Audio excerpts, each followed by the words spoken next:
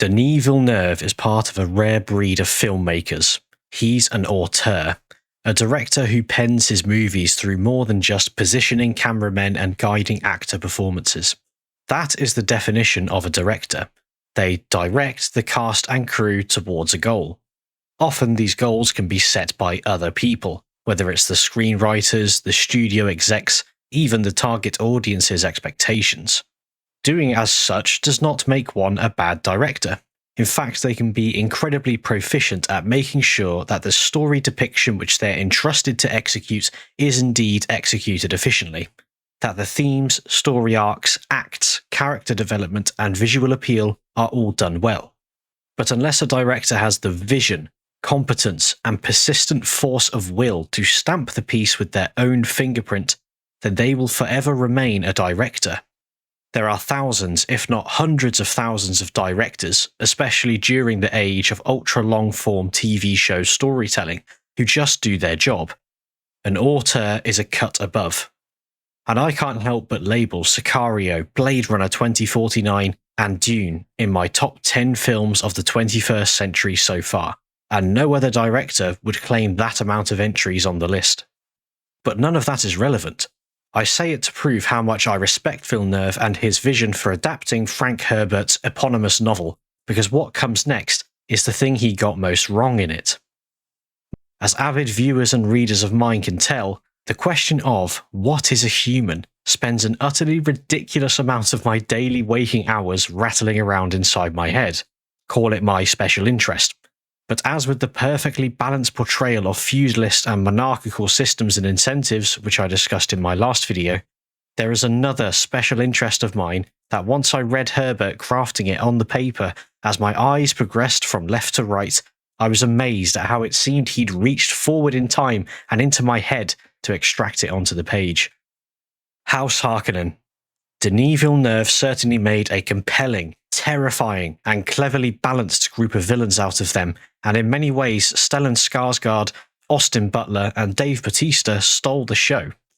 If you were to think of the most iconic scenes of Villeneuve's Dune films unprompted, I bet good money that among the first things to pop into your head would be the Baron floating upwards with his tricolon, my desert. My desert. My Iraqis. My Dune. Floating over the table in Arrakeen Palace to reward Dr. Yue, rising out of the goop as Rabban strains out his confident words betrayed by a fearful stammer, or Feyd Rauther's rise to stardom within the house and his display of prowess in the Colosseum with his very own let the boy win his spurs moment. Villeneuve's Harkonnens are great, but they're not Herbert's. As I said at the start, an auteur is a director who stamps a film with their own fingerprint, and Villeneuve's Harkonnens are such a stamp. They're great, but not perfect. The same can be said for the other renowned, one-of-a-kind auteur forever tied to the Dune universe, David Lynch. Lynch's Harkonnens are aesthetically far closer to Herbert's in that when you see them, you think one thing: decadence. In Villeneuve's films, you wouldn't know that the Harkonnens were sickeningly rich due in part to their tenure as the feudal landholders of Arrakis, the most profitable position in the entire known universe. Somebody in a video from General Sam on the new Dune Awakening MMO described them as having the aesthetics of a Balenciaga shoe. It's not a bad inspiration for displaying exuberant moral decay, because of how much those horrible things needlessly cost, and how, honestly, probably evil the people who both design them and wear them are. But it doesn't quite hit the mark in the same way that garish opulence does. Today, a person can spend tens of thousands of pounds to design their living room minimalistically. Spending silly money to make it seem like you have nothing is its own kind of opulent insanity. But it still doesn't hit the same point home that Herbert was trying to, and sadly that Lynch took too far and made cartoonish. In the books, the Baron is described as so obese and physically lazy that he requires suspending technology to move, which is shown in both films, but the dopamine-frying vomit of gold, red and green are nowhere to be seen in Villeneuve's oppressive grey. We hardly see Skarsgård's Baron eating, but the original character is so immersed with every fibre of his being in base, instinctual, hedonistic, short-term pleasure-seeking that he's not just a glutton, but practically the embodiment of gluttony, as well as all the other deadly sins. Lust drives what might be his favourite pastime, the sexual abuse of young slave boys. Greed underlines his entire political motive, the Atreides rising in influence within the Landsraad due to their trustworthiness and nobility, threaten the Harkonnens' spice melange monopoly, and so they set their trap. Envy is the handmaid of this greedful hatred of the Atreides. They grow in influence through honour, and the Baron cannot stand it. Sloth, come on, just look at him. Wrath is the cruelty employed by the Harkonnens. It is measured and used in proportion to achieve the desired ends, but it will stop at nothing to get there. And pride is all over the Baron's speech. The Baron is terrifyingly clever, which is what Villeneuve showed, but Lynch did not so much. Speech. This is the most important point to the entirety of my claim, and if I was sensible, I'd have made this point a bit sooner for wider audience retention, but it's so crucial that it required all this build-up. Speech is so important to Herbert's world building that it has genuine magical powers. Come here, kneel. Something that historic, esoteric anthropologies have believed for millennia. The true indulgence is in the use of speech. Brevity is the soul of wit, said Shakespeare. Why use many word when few do trick, said Kevin Malone. The Baron possesses a razor-sharp mind of Machiavellian genius. It is his vehicle in pursuit of wealth and power, but just as his body is given over entirely to unconstrained indulgence, so is his mind, and it comes out in what the kids these days call yapping. It's a kind of antisocial, audible hyperstimulation, which we see more and more in Western countries as IQ declines and trust dissolves. A person waffling on for hours at a time through FaceTime on their loudspeaker on public transport was unanimously viewed as outrageous a decade ago and unthinkable 2 ago. Now it is a persistent grievance. Silence is the language of the divine, as the saying goes. The heroes are careful with their words, saying what they need to say well and no more. Their acute awareness of themselves and those around them makes them expert negotiators and builders of high-trust societies. The slovenly villains constantly ramble, swept up in animalistic impulse and self-centeredness. The less intelligent ones have no internal monologue at all and voice every thought out loud. Interrupting them is the greatest form of disrespect, as you undermine their ritualistic self-expression, therefore undermining their whole existence. All that they know of themselves is what they can make others know. They have no true sense of self. What's in the box? Pain. He felt increased tingling in his hand, pressed his lips tightly together. How could this be a test, he wondered. The tingling became an itch. The old woman said, "You've heard of animals chewing off a leg to escape a trap? There's an animal kind of trick. A human would remain in the trap, endure the pain, feigning death that he might kill the trapper and remove a threat to his kind." The itch became the faintest burning. "Why are you doing this?" he demanded. "To determine if you're human. Be silent." "Ever sift sand through a screen?" she asked. "We Bene Gesserit sift people to find the humans." A person with no inner self, no thoughts, only fleeting impulse and rash responses needs constant stimulation, much like how a shark needs to always swim forward or else it dies. Constant music, constant chatter, constant consumption, all of the senses being engaged at all times because they cannot engage their mind by themselves. The Bene Gesserit's Reverend Mother tests Paul to see if he is an animal or a human, by seeing if he can control himself against impulse and instinct. Cognizance, rationality, is the unique gift bestowed upon humanity and the one feature which separates us from babbling animals. Our ability to self-reflect can be one of our greatest strengths if used properly, or weaknesses if abused, as in the Baron's case. When managed rationally, a person can identify their strengths and weaknesses, identify where and how to improve, and take a surgical and long-term approach towards reaching their potential without chasing short-term pleasure or gratification of others as distractions. When abused, self-reflection becomes self-obsession.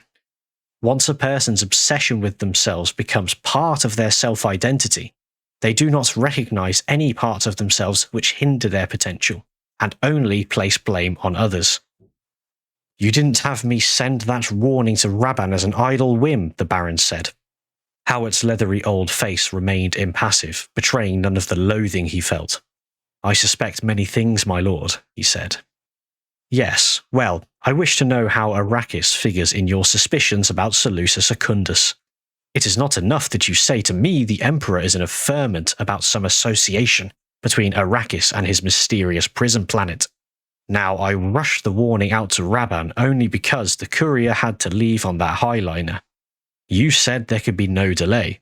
Well and good, but now I will have an explanation." He babbles too much, Howard thought. He's not like Leto, who could tell me a thing with the lift of an eyebrow or the wave of a hand, nor like the old Duke who could express an entire sentence in the way he accented a single word. This is a clod. Destroying him will be a service to mankind. I could go on forever explaining that the Baron's repeated self-indulgent monologues are the audible outpouring of his internal decadence, which has its obvious physical outpouring, but I'd make myself a victim of my own self-indulgence and a hypocrite. Howard says it right there. But in mentioning Leto and his father, he forgets to mention the future of the Atreides line, Paul. The entire journey and person of Paul is the opposite of the Baron. From the very beginning, he's known to be an incredibly sharp heir to the great house, a house steeped in tradition and a noble duty to their planet, their people, even the rest of the Landsraad, as this whole ordeal was orchestrated by the Baron and the Emperor to curb their growing respect and influence. While the Baron and Feyd Rautha are drowning in opulence, banqueting, performing, lounging, and forever eating, Paul is in the desert. He learns to survive in a harsh, hostile habitat before becoming strong enough to thrive and lead.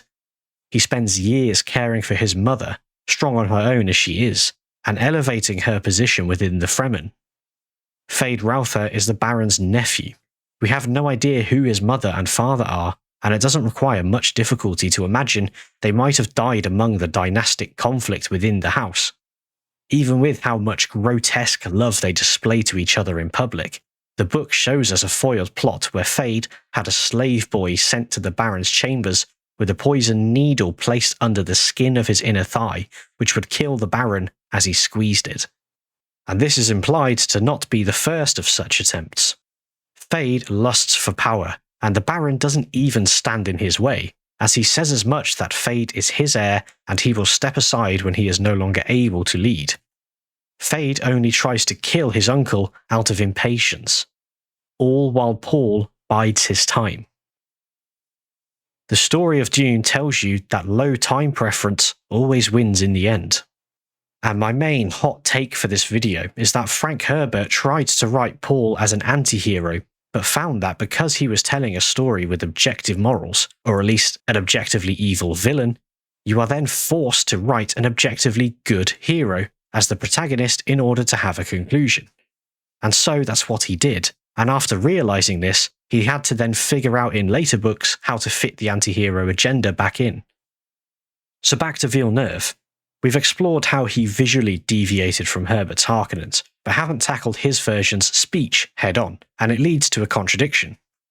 Villeneuve boxes himself into a corner by making the Harkonnens just as reserved, contemplative, and stoic as the Atreides, which throws off this villain-hero balance. Herbert's vision of Harkonnen excess shows them as abusers of the human faculty. They are a more base, instinctual, and animalistic form of human than the Atreides, who are the pinnacle of temperance and virtue. Villeneuve takes an approach more focused on dread than debasement.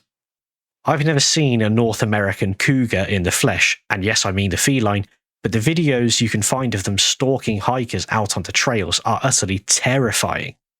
Something about the complete calculating coldness in their face puts them a league above other big cats for how much they make the hairs stand up on the back of my neck.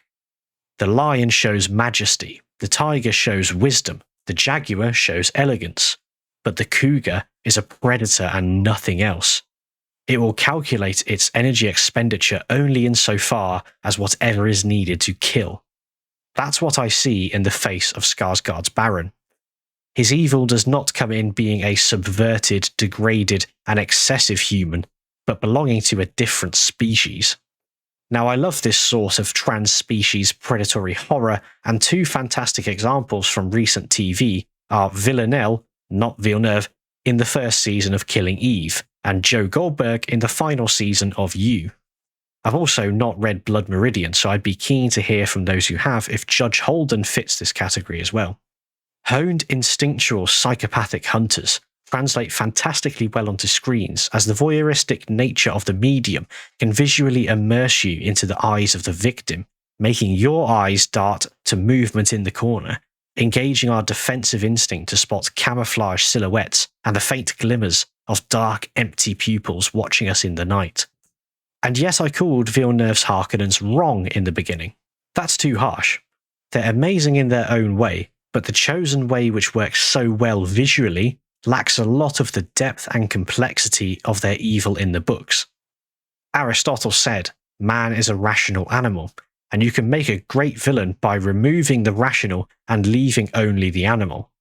But you'd certainly make a more unique and nuanced villain in keeping with objective moral philosophy, by keeping the rational but distorting it, perverting it, turning it towards malicious ends, and making it subservient to our residual base animal instincts. This is the distinction that the Bene Gesserit see between people and humans. That is how the original is the best. Take it easy.